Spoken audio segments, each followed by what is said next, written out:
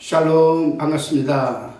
오늘 하루도 하나님의 인도하심과 보호하심과 통치하심이 여러분과 함께 하시기를 기원드립니다. 오늘은 고린도전서 15장 1절로 58절의 말씀을 가지고 성도는 어떻게 부활합니까? 라는 주제로 우리가 요약 강해를 나눠봅니다. 본문 1절에서 4절입니다.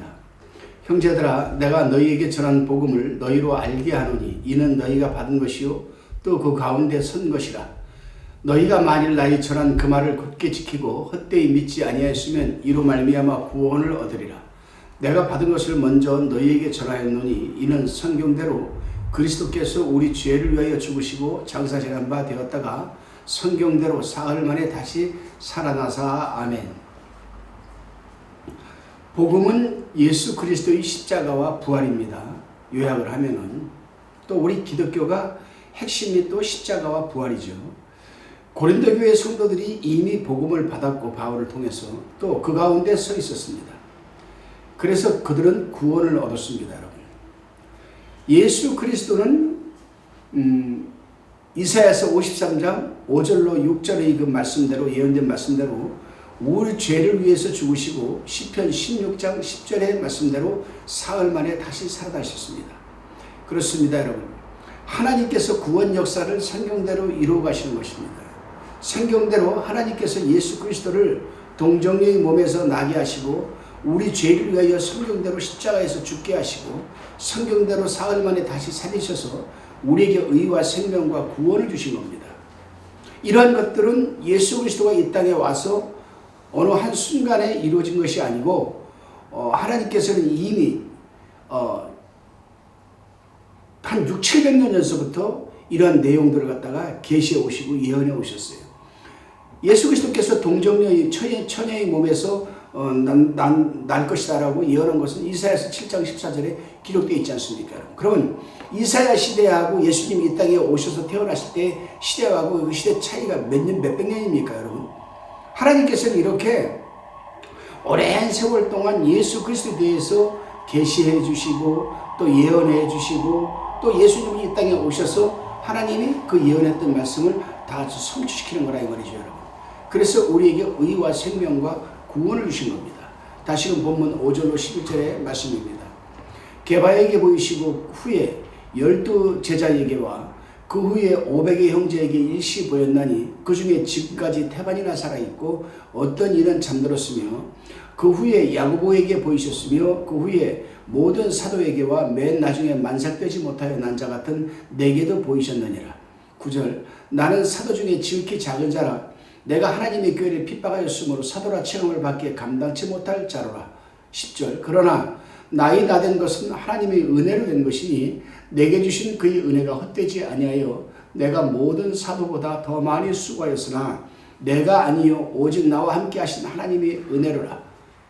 그러므로 내가 내나 저희나 이같이 전파하며 너희도 이같이 믿었느니라. 아멘.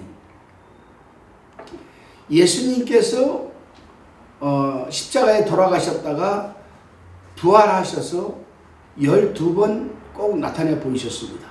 승천하시기까지 12번 나타내 보이셨죠. 그거를 우리가 정리해 보게 되면은 순서대로입니다. 막달라 마리아에게 보이시고 여인들에게 보이시고 예루살렘에서 베드로에게 보이시고 엠마오로 가는 두 제자에게 보이시고 예루살렘에서 10사도에게 보이시고 11사도에게 보이시고 7사도에게 보이시고 11사도에게 보이시고 500의 형제에게 보이시고 야고보 즉 주님의 친동생에게 보이시고 감람산에서 승천하실 때 모든 사도들에게 보이시고 다메섹 도상에서 사도 바울에게 보이셨습니다. 바울이 다른 사도들보다 많은 수고를 하였지만은 사도 중에 지극히 작은 자라고 하였습니다. 그래서 8절에서도 만삭되지 못한 자라고 자신을 낮추었습니다. 바울이 이처럼 겸손하게 자기를 낮추는 자리에 있었으므로 하나님의 능력이 함께하였던 것입니다. 그렇습니다. 오늘날도 능력이 있는 사람들은 겸손합니다. 교만하지 않죠. 그러나 그 어떤 얄팍한 은사를 하나 받아가지고 그 은사를 가지고 그냥 교만해지고 그냥 이렇게 하는 걸 보면 하나님은 그 은사를 이미 거두고 간 겁니다. 그 은사는 더 이상 나타나지 않죠, 여러분. 하나님은 교만한 자에게는 절대로 은사를 허락하지 않습니다, 여러분. 겸손하고 낮아지고 사랑이 많고 영혼을 사랑하는 사람들, 그런 사람들한테 또 복음을 전하지 않으면 견딜 수가 없는 사람들, 이런 사람들한테 하나님께서는 능력을 나타내 보이실 줄로 믿으시기를 바랍니다. 사울이란 말은 큰 자입니다. 바울이란 말은 작은 자죠. 그러니까 사울이 바울이 되어, 다시 말하면 큰 자가 작은 자가 되어 사도로서 겸손한 자로서 능력자로서 만들어진 것은 하나님께서 그렇게 해주셨기 때문에 가능하게 된 겁니다. 또한 바울이 모든 사람보다 더 많이 수고를 하며 주의 일을 한 것도 자기가 한 것이 아니고 하나님의 은혜로 되어진 것입니다. 그렇습니다, 여러분. 바울 자신이 한 것이나 자기가 이룬 것은 하나도 없고 다만 하나님의 은혜로 된 것뿐이고 하나님이 하신 것뿐입니다. 그렇습니다. 누구든지 무엇을 해놓고 나서 내가 했다라고 한다면 그것은 교만입니다. 또 무엇이나 나는 안 하겠다고 하여도 그것도 교만입니다. 성도는 오직 주께서 시킨 대로만 순종해야만 합니다. 하나님께서 작정하시면요 피할 길이 없고 꼼짝 못합니다. 제가 그 장본인입니다. 저는 어려서부터 이제 그 어머니를 따라서 교회를 다녔는데 모태신앙이니까. 그런데 우리 어머님은 구세군 목사님을 섬겼어요. 구세군을 제가 어릴 때. 그런데 이 구세군인 그 목사님이 미국인이셨어요. 근데 머리가 얼마나 큰지요. 굉장히 큽니다. 근데 이 모자를 쓰면 항상 모자를 눌러 써가지고 모자가 뒤에가 다 터지는 거예요. 그러니까 맨날 우리 어머님이 그 목사님 모자 뒤에 그거 꼬매드리시고, 또 양복을 입어도 뒤가 터지고 옆에 터지고, 구두를 신어도 그냥 굽이 덜그덕거리고, 자전거는 빵꾸난 거 타고 다니고. 그 저는 어릴 때 생각하기를, 목사가 되면 저렇게 살아야 되는구나. 왜? 어머님이 그러셨으니까. 너는 목사님 살아가시는 모습, 행하는 모습을 잘 봐둬라. 너도 목사가 되어야 되니까. 난 목사 안 한다. 왜? 목사 되면 저렇게 되는구나. 목사 안 하려고 그랬죠. 뺀질뺀질했습니다. 그런데요, 기도하는 할머니가 계시고 어머니가 계시고 하나님이 강권적으로 나를 붙들어서 내가 말 안 들으니까요, 꼼짝 못합니다. 어쩔 수 없이 두 손 들고 나왔죠. 하나님 앞에. 사역이 뭔지, 주의 종의 길이 뭔지 모르지만은 내가 살아야 되겠으니까 하나님 앞에서. 그렇죠, 여러분. 바울이나 베드로나 바울로나 아볼로나 그 외의 다른 사도가 다 동일하게 그리스도의 부활을 전파하였으므로 고린도 교회 성도들이 그대로 믿게 된 것입니다. 여기서 우리가 깨닫는 것은 뭐냐면은, 교역자들의 여러분 이 삶이 굉장히 중요하다는 거예요. 복음을 전한다는 것은 꼭 하나님의 말씀만 전하는 것이 복음 전하는 것이 아닌 겁니다. 그거보다 더 중요한 것은 뭐냐?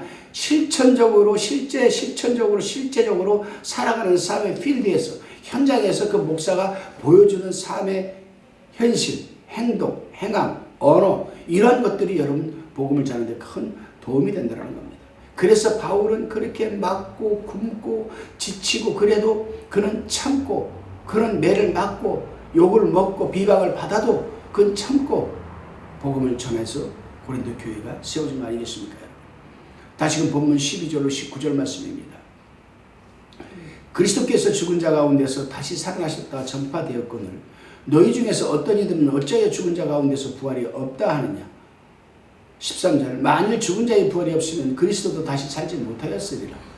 그리스도께서 만일 살지 못하였으면 우리의 전파하는 것도 헛것이요 또 너희 믿음도 헛것이며, 또 우리가 하나님의 거짓 증언으로 발견되리니 우리가 하나님이 그리스도를 다시 살리셨다고 증거하였습니다. 만일 죽은 자가 다시 사는 것이 없으면 하나님이 그리스도를 다시 살리시지 아니하였으리라. 만일 죽은 자가 다시 사는 것이 없으면 그리스도도 다시 사신 것이 없었을 터이요 그리스도께서 다시 사신 것이 없으면 너희의 믿음도 헛되고 너희가 여전히 죄 가운데 있을 것이요 또한 그리스도 안에서 잠자는 자들도 망하였으니 만일 그리스도 안에서 우리 바라는 것이 다만 이 생뿐이면 모든 사람 가운데 우리가 더욱 불쌍한 자니라. 아멘. 복음이 전파되는 곳에는 그리스도의 부활이 전파되었습니다. 그러니까 복음 안에는 십자가도 들어있고 부활도 들어있죠. 그래서 반드시 복음을 전하는 때에는 예수 그리스도의 십자가와 또 부활이 들어가야 됩니다. 그런데 고린도 교회 성도들 중에서 죽은 자의 부활을 믿지 않는 자가 있었습니다. 예를 든다면 예루살렘에서도 그랬었죠. 예루살렘에는 큰 파가, 양대파가 바리새파와 사두개파가 있었죠. 근데 바리새인파는 부활을 믿었어요. 근데 바리새파는 부활을 안 믿었거든요. 그러니까 이 사두개파인들이 부활을 외치는 그리스도나 또 이 제자들이나 그렇게 핍박을 했던 겁니다. 이단으로 몰아가지고. 그래요, 여러분. 고린도 교회도 그런 자가 있었습니다. 그래서 바울은 죽은 자의 부활이 없다 하면 그리스도께서 어떻게 부활하시는가라고 반문을 합니다. 그렇죠. 부활이 없으면 예수 그리스도께서 어떻게 살으셔서 동시에 12번이나 여러분 사람들이 나타나 보이셨겠습니까? 여러분. 만일 그리스도께서 다시 살지 못하였으면 바울이 전하는 복음과 그 복음을 믿는 자들의 믿음도 다 헛것입니다. 여러분. 죽은 자들의 부활이 없다고 하면 바울이 거짓 증인이 될 수밖에 없고, 그렇게 되면 부활을 믿는 성도들의 믿음도 헛것이며, 믿음을 믿다가 죽은 자들이 다 멸망하고 여전히 죄 가운데 있을 것이고, 살아서 부활을 믿는 성도들은 더욱 불쌍한 자가 되고 마는 겁니다. 여러분. 성경을 우리가 진리로 믿는다면 부활을 믿어야죠. 성경은요, 신구약의 통일성이라는 게 있어요. 통일성. 구속사의 흐름이라는 게 있습니다. 신학적으로. 창세기부터 요한계시록까지 그 내용을 보게 되면 구약은 모든 초점이 예수 그리스도와 부활, 죽음 후의 부활, 여기 초점이 맞춰져 있습니다. 성도들의 부활, 여기 초점이 맞춰져 있어요. 또 예수님이 이 땅에 오셔서 그 예언되어 있던 초점들을 다 성취시켰습니다. 그렇다면 어떻게 해서 이렇게 성경이 일관성이 있는가? 한번 생각해 보십시오. 창세기부터 말라기까지 살아가는 사람들의 시대도 달라요. 환경도 다르고 문화도 달랐습니다. 또 신약시대도 마찬가지입니다. 그러면 구약시대와 신약 사이에 연대가 얼마나 여러분 차이가 나겠습니까? 그들이 다 직업도 다르고 문화도 다르고 살아온 삶의 방식도 달라요. 그런데 그들이 성경을 쓴 내용들을 보면 일관성 있게 누가 한 사람이 쓴 것처럼 똑같이 예수 그리스도에 대해서 여러분 증거하고 예언하고 있고 증거하고 있고 그렇다 이 말이죠. 여러분. 그것은 뭐냐? 바로 성령께서 그들에게 감동을 주고 감화를 주어서 여러분 축자적 영감설이라고 합니다. 신학적 용어로는 이 성경책을 쓰게 해서 하셔서 여러분 주셨기 때문에, 즉 하나님이 쓰게 하셨기 때문에 여러분 일관성이 있다는 얘기죠. 여러분. 다시금 그렇다면 우리가 부활을 믿어야 되겠죠. 여러분. 본문 20절에서 24절입니다. 그러나 이제 그리스도께서 죽은 자 가운데서 다시 살아 잠자는 자들의 첫 열매가 되셨도다. 사망이 사람으로 말미암았으니 죽은 자의 부활도 사람으로 말미암는도다. 아담 안에서 모든 사람이 죽은 것 같이 그리스도 안에서 모든 사람이 삶을 얻으리라. 그러나 각각 자기 차례대로 되리니 먼저는 첫 열매인 그리스도요, 그 다음엔 그리스도 강림하실 때에 그에게 붙은 자요, 그 후에는 나중이니 저가 모든 정사와 모든 권세와 능력을 멸하시고 나라를 아버지 하나님께 바칠 때라. 아멘. 예수 그리스도의 부활은 죽은 성도들의 부활의 첫 열매가 되어 있는 겁니다. 첫 열매가 어떠하면 그 다음에 맺히는 열매도 또 그러합니다. 그리스도의 부활은 첫 열매이므로 성도도 그리스도와 같이 몸으로 여러분 부활할 것입니다. 여러분. 아담은 법적으로 인류의 대표이죠. 그가 범죄함으로 그 안에서 모든 사람의 영과 육이 죽게 되었습니다. 그래야 모든 사람의 영혼이 죽었고 마침내 육체도 죽게 됐습니다. 그런데 그리스도께서 인류의 대표로서 대속하고 부활하였으므로 그리스도 안에 있는 모든 성도들의 영혼이 또한 살아났고 육체도 부활하게 되는 겁니다. 죽은 자의 부활은 각각 차례대로 부활이 되죠. 여러분. 제1차 부활은 그리스도의 부활입니다. 제2차는 예수님 부활 시에 자던 성도들이 일어난 것입니다. 마태복음 27장 52절에서 53절에 기록되어 있습니다. 이들은 그리스도를 믿었던 자들입니다. 제3차 부활은 예수님이 재림하실 때에 무덤에서 자던 성도들이 부활을 하는 겁니다. 제4차는 예수님 재림 시에 살아있던 성도들이 호련히 부활체로 변화되는 것이죠. 그리고 제5차는 그리스도도 재림 후에 죽은 성도들의 부활입니다. 재림 후에 죽은 성도들의 부활이죠. 여러분. 제6차는 천년왕국 끝에 살아있던 모든 성도가 부활체로 변화되는 겁니다. 제7차 부활은 믿지 않는 자들이 영원한 심판을 받기 위해서 여러분 부활하는 겁니다. 그래서 요한복음 5장에서 뭐라고 그랬습니까? 여러분, 이를 기이 여기지 말라. 무덤 속에 있는 자가 다 그의 음성을 들을 때가 오나니 선한 일을 행한 자는 생명의 부활로 악한 일을 행한 자는 심판의 부활로 나오리라고 말씀을 하는 겁니다. 그렇습니다. 여러분. 부활을 크게 둘로 나누어 구원받은 모든 성도의 부활을 첫째 부활이라 하고 1차에서 6차까지죠. 불신자의 부활은 둘째 부활이라고 합니다. 계시록 20장 4절로 6절에 기록되어 있습니다. 불신자들의 부활은 천년왕국이 지나간 다음에 있습니다. 영원한 영벌에 들어가는 거죠. 본문 25절로 29절입니다. 저가 모든 원수를 그 발 아래 둘 때까지 불갑을 왕노릇 하시리니 맨 나중에 멸망받을 원수는 사망이니라. 만물을 저희 발 아래 두셨다 하였으니 만물을 아래 둔다 말씀하실 때에 만물을 저희 아래 두신 이가 그 중에 들지 아니한 것이 분명하도다.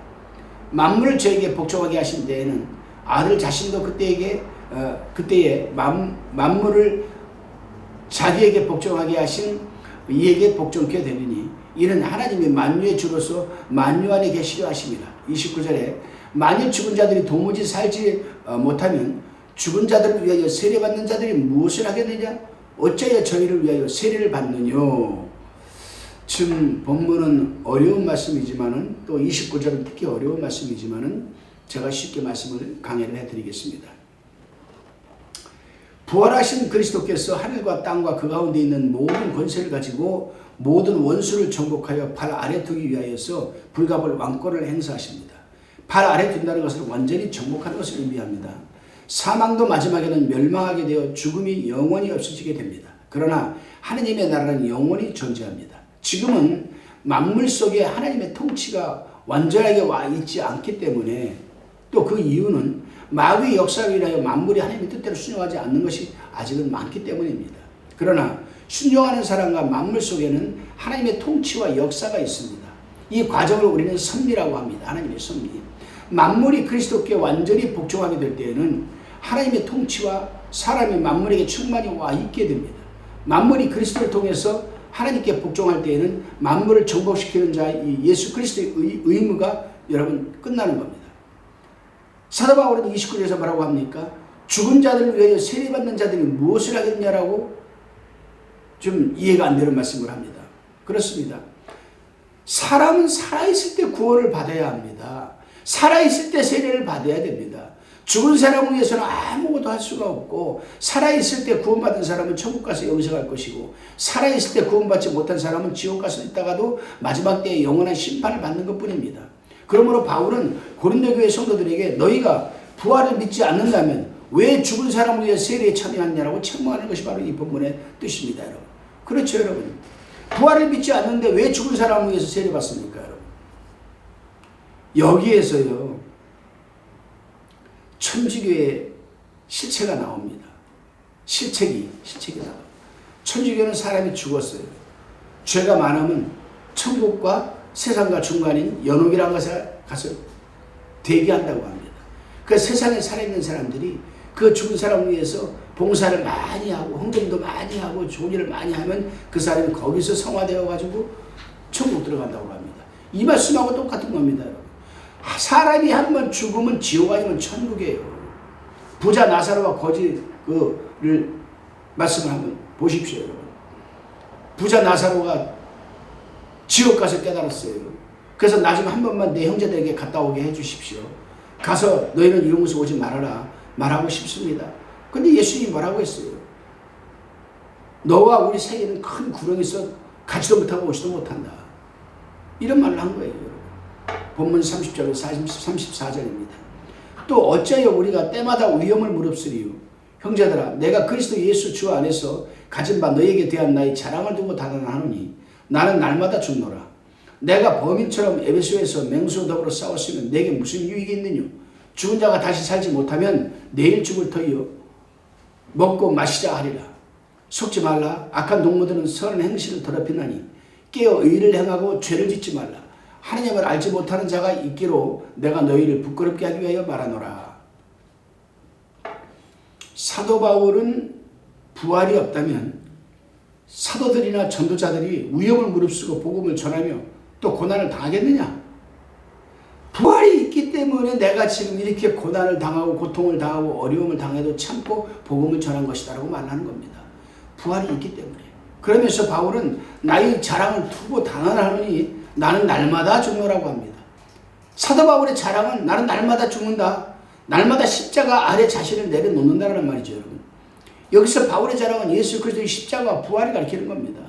32절에서 범인은 부활 소망이 없는 일반 불신자처럼이라는 뜻이고, 맹수로 더불어 싸우심이라는 말은 비유의 말로 맹수처럼 악랄하게 복음을 대적하고 핍박하는 사람들과 죽음을 무릅쓰고 싸우면서 바울이 복음을 전하였다는 의미입니다. 그런데 부활 소망이 없다고 하면 이렇게 하는 것이 무슨 유익이 있겠냐는 겁니다. 차라리 내일이 소망이 없는 자, 즉 부활의 소망이 없는 자는 죽기 전에 먹고 마시는 것밖에 없다고 합니다. 그럼 차라리 부활이 없다면 나도 그렇게 사고 싶다라는 의미가 내포되어 있죠. 그러면서 속지 말라고 합니다. 본문 35절로 41절 말씀입니다. 누가 묻기를 죽은 자들이 어떻게 다시 살며 어떠한 몸으로 오느냐 하리니, 어리석은 자여 너희 뿌리는 씨가 죽지 않으면 살아나지 못하겠고, 또 너희 뿌리는 것은 장래에 형체를 뿌리는 것이요 다만 말이나 다른 것의 알갱이뿐이로되, 하나님이 그 뜻대로 저에게 형체를 주시되 각 종자에게 그 형체를 주시느니라. 육체는 다 같은 육체가 아니니 하나는 사람의 육체요, 하나는 짐승의 육체요, 하나는 새의 육체요, 하나는 물고기의 육체라. 하늘에 속한 형체도 있고 땅에 속한 형체도 있으나 하늘에 속한 자의 영광이 따로 있고 땅에 속한 자의 영광이 따로 있으니, 41절, 해의 영광도 다르며 달의 영광도 다르며 별의 영광도 다른데 별과 별의 영광이 다르도다. 사람이 죽어서 장사되면 썩 없어집니다. 그런데 사람이 죽어서 썩 없어지면 어떻게 부활할 수 있으며 어떤 몸으로 부활하겠느냐 하는 물음에 바울은 식물의 원리를 들어서 부활을 설명하였습니다. 땅에 심은 종자가 썩어져야 싹이 나오고, 새로 나온 이 싹과 줄기는 심은 종자의 형체와 다릅니다. 심은 형체는 요만한 씨잖아요. 근데 그걸 집어넣었어요. 심었어요. 심은 새로 나온 줄기도 있고, 여러분, 잎도 있어요. 종자와 형체가 다르죠. 종자, 즉 알갱이에는 줄기나 잎 사이가 뿌리가 없었으나 그 종자, 그 알갱이가 땅 속에서 썩음으로 그것들이 여러분 줄기나 잎이 나오는 것 아니겠습니까? 종자와는 전혀 다른 거죠. 부활체도 그렇게 되는 겁니다. 육체에서 영체로 여러분 바뀌게 되는 것이죠. 이와 같이 사람이 죽어 장사되는 것은 종자를 심는 것과 같다는 얘기입니다. 종자를 심어 놓으면 그 다음에 새 생명체가 부활되어 나오는 것도 같다는 얘기입니다. 그 생명체를 심은 것과는 다른 형체의 생명체, 즉 부활체죠. 식물의 원리에서 우리는 부활체가 어떤 것일까를 여러분 알게 되는 겁니다. 종자를 심으면 하나님께서 종자마다 다른 형체의 줄기와 잎이 나게 하시고, 모든 생물, 즉 동물의 육체를 내실 때에 각각 다르게 되신 것처럼 현재의 우리 몸과 부활한 몸과는 다르다는 겁니다. 그렇습니다. 부활은 정확하게 부활합니다. 그러나 썩어 없을 때 육체로 부활하는 게 아니고 영체로 부활하게 되죠. 그러나 육체의 모습도 갖고 있겠죠. 그렇습니다.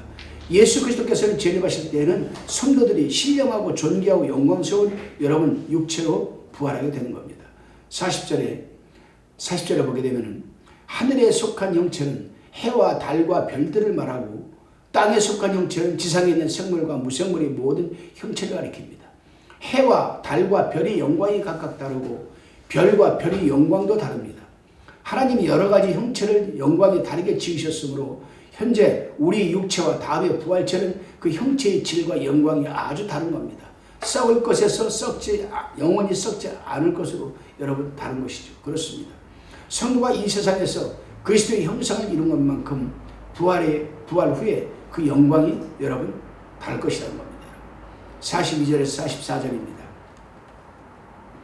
죽은 자의 부활도 이와 같으니 썩을 것으로 심고 썩지 아니할 것으로 다시 살며, 욕된 것으로 심고 영광스러운 것으로 다시 살며, 약한 것으로 심고 강한 것으로 다시 살며, 육의 몸으로 심고 신령한 몸으로 다시 사나니 육의 몸이 있은즉 또 신령한 몸이 있느니라. 사람이 죽어서 장사되는 것은 종자를 심은 원리와 같다고 말씀을 드렸습니다. 종자를 심으면 거기에서 새 생명이 나오는 것처럼 사람이 죽어 장사되면 그 사체에서 새 생명이 부활하게 됩니다. 즉 썩을 것, 육체가 썩지 않을 것, 부활체로 나오게 되는 겁니다. 바울이 43절에서 이 세상에서 사는 육체를 욕된 것, 약한 것으로 말하고 있습니다. 낮고 천한 몸이니 욕된 것이요 병들고 쓰러지기 쉽고 불가을 죽을 몸이니 약한 겁니다. 그런데 부활 때는 그러한 모습으로 부활하지 않는다는 얘기죠. 여러분. 본문 45절로 49절입니다. 기록된 바 첫사람 아담은 산 영이 되었다 함과 같이 마지막 아담은 살려주는 영이 되었나니 그러나 먼저는 신령한 자가 아니요 육이 있는 자요 그 다음에 신령한 자니라. 첫사람은 땅에서 났으니 흙에 속한 자이오니와 둘째 사람은 하늘에서 나셨느니라. 무릇 흙에 속한 자는 저 흙에 속한 자들과 같고 무릇 하늘에 속한 자는 저 하늘에 속한 자들과 같으니 우리가 흙에 속한 자의 형상을 입은 것 같이 또한 하늘에 속한 자의 형상을 입으리라. 아멘. 하나님께서 진리와 영감으로 아담의 영혼을 살려서 산 영혼이 되게 하셨습니다. 하나님과 교통이 끊어지면 영혼이 죽고 교통이 되면 영혼이 삽니다. 진흙으로 아담을 빚으시고 그 코에 생기를 불어넣은 것은 진리와 영감으로 하나님과 아담의 영혼이 연결된 것을 의미하는 겁니다. 여러분.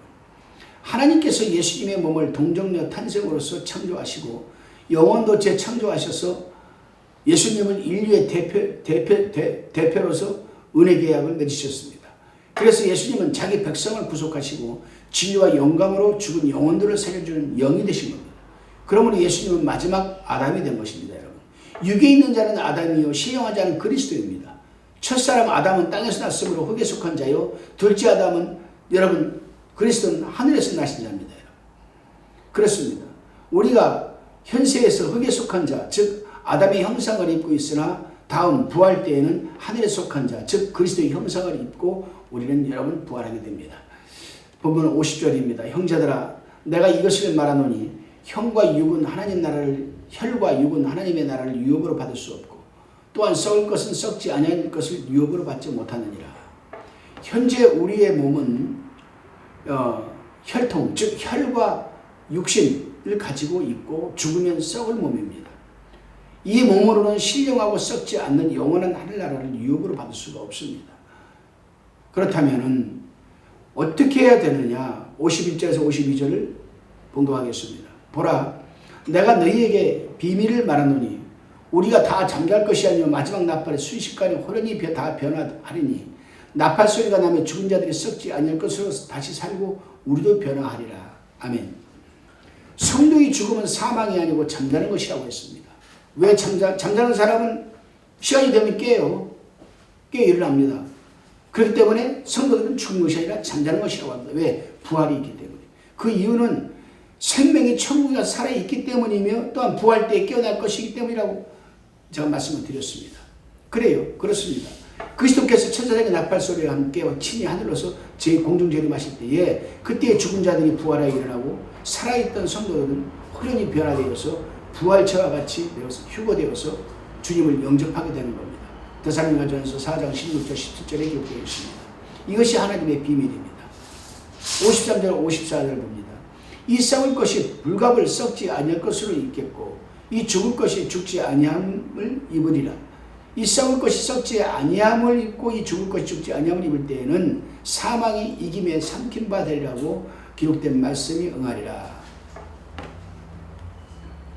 예수님께서 재림하실 때에는 반드시 썩지 않을 몸으로 부활하게 됩니다. 그리고 믿는 자는 영혼만 구원받는 것이 아니고 몸도 구원을 받게 됩니다. 그리스도의 재림과 성도의 부활로 인하여서 썩지 아니할 몸, 죽지 아니할 몸을 입을 때에는 사망을 완전히 이기게 됩니다. 이때 이사야서 28장 5절 예언의 말씀이 여러분 성취되는 겁니다. 본문 55절 58절 보겠습니다. 사망아 너희 이기는 것이 어디 있느냐? 사망아 너희 쏘는 것이 어디 있느냐? 사망이 쏘는 것은 죄요 죄의 본능은 율법이라. 우리 주 예수 그리스도로 말미암아 우리에게 이 힘을 주신 하나님께 감사하노니 그러므로 내 사랑하는 형제들아 견고하며 흔들리지 말며 항상 주의 일에 더욱 힘쓰는 자들이 되라. 이는 너희 수고가 주 안에서 헛되지 않은 줄 아멘이라. 사망은 사람을 이기고 정복하고 사람을 죽음으로 내모읍니다. 그래서 사망에 들어오면 영웅호이라도 그것을 이기지 못합니다. 막아내지 못하죠. 아무리 행복한 가정과 사회라고 할지라도 사망이 찾아와서 쏘게 되면 고통을 당하고 마침내 사망에게 정복당하고 마는 겁니다. 그러나 예수 그리스도로 말미암아 사망과 죄를 다 이길 수 있습니다. 사망은 율법을 의지하여 율법을 쏘지만 예수 그리스도께서는 율법을 다 완성시켜 주시고 우리 대신 죄값을 다 치러 주셨고 부활로서 사망 권세를 다 이기셔서 우리에게 새 생명을 주셨기 때문입니다. 그러므로 예수 안에 있는 사람은 사망이 없고 다시 정죄함이 없는 겁니다. 로마서 8장 1절 참고하시기 바랍니다. 그래서 바울은 우리들에게 부활의 소망을 갖고 믿음이 견고하며 흔들리지 말고 항상 주의 일에 힘쓰는 자이 되라고 권면하고 있는 겁니다. 기도하시겠습니다. 주님, 오늘 저희에게 고린도전서 15장을 통해서 그리스도의 부활에 대한 진리를 깨닫게 해주시며 감사합니다. 오늘 하루의 삶도 힘들고 지치는 하루가 되겠지만 부활의 소망을 갖고 믿음이 흔들리지 않게 붙들어 주옵시고 견고하게 하여 주옵소서. 주님께서 허락하신 하루의 지경 안에서 주님의 일에 더욱 힘쓰는 하루가 되게 하여 주실 것을 믿사옵고 감사드리오며 예수님의 이름으로 기도드리옵나이다. 아멘.